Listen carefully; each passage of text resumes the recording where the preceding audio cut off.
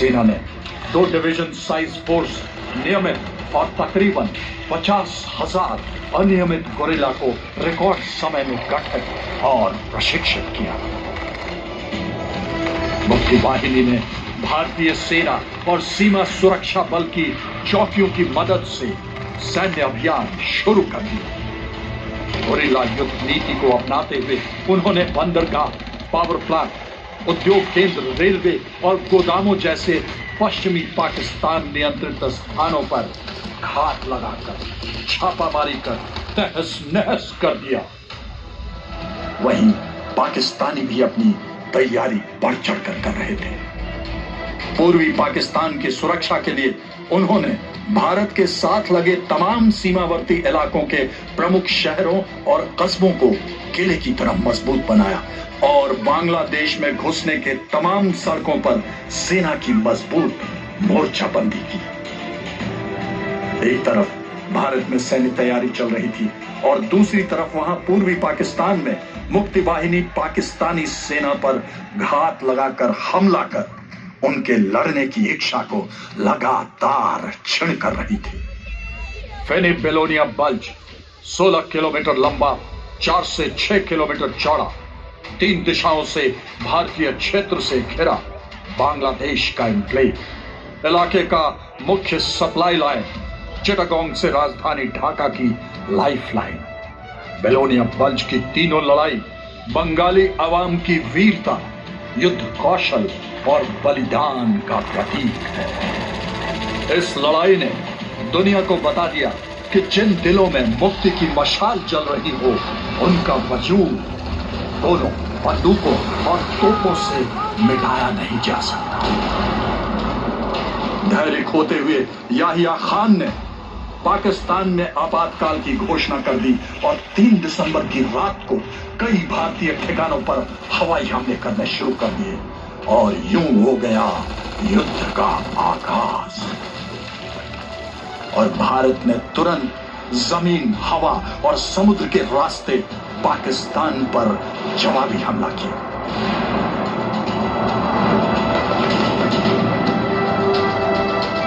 इस समय तक भारत अपनी पूरी तैयारी कर चुका था। भारत सरकार ने बहुत ही स्पष्ट युद्ध की रणनीति बनाई और युद्ध का स्पष्ट उद्देश्य था बांग्लादेशी अवाम को आजादी दिलाना। और इस उद्देश्य को हासिल करने के लिए भारत ने हर मुमकिन कदम उठाने की ठान ली। भारतीय सशस्त्र सेना के तीनों अंगों के कमांडरों ने यह तय किया कि पश्चिमी सीमा पर भारतीय सेना मजबूती से मोर्चा संभालेगी और आक्रामक तरीके से अपनी मातृभूमि की रक्षा करेगी। पूर्व की तरफ थल सेना, जल सेना और वायु सेना अपने आपसी सामंजस्य से बहुत तेजी से आक्रमण कर बांग्लादेश के बीचों बीच स्थित ढाका तक संपूर्ण इलाके पर अपना कब्जा बनाएगी और दुश्मन को पूरी तरह बर्बाद कर देगी। पाकिस्तान ने पश्चिमी मोर्चे से भारत में घुसने की कोशिश की और 4 दिसंबर को जैसलमेर पर कब्जे के लिए भारी मात्रा में पाकिस्तानी टैंक और सेना आगे बढ़ने लगी।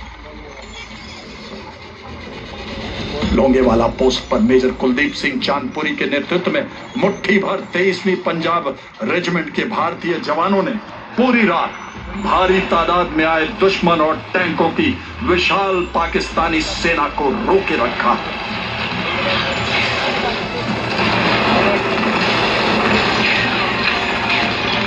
सूरज की पहली किरण के साथ ही भारतीय वायुसेना के विमानों ने लोंगेवाला के रेगिस्तान को पैटर्न टैंक के कब्रिस्तान में तब्दील कर दिया।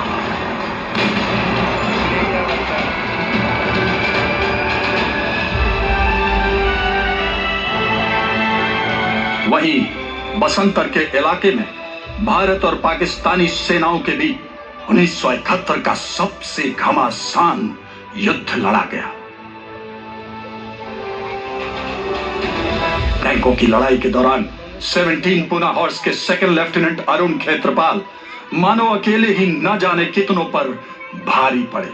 वे निडर अपने टैंक में आगे बढ़ते रहे और दुश्मनों के टैंकों को एक के बाद एक तबाह करते गए। जब वे खुद दुश्मन के टैंक के निशाने पर आए तो उन्हें टैंक छोड़कर जाने का आदेश मिला, पर वे डटे रहे और अपनी आखिरी सांस तक लड़ते रहे।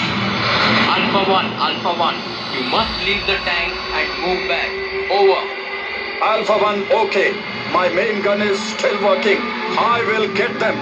Over.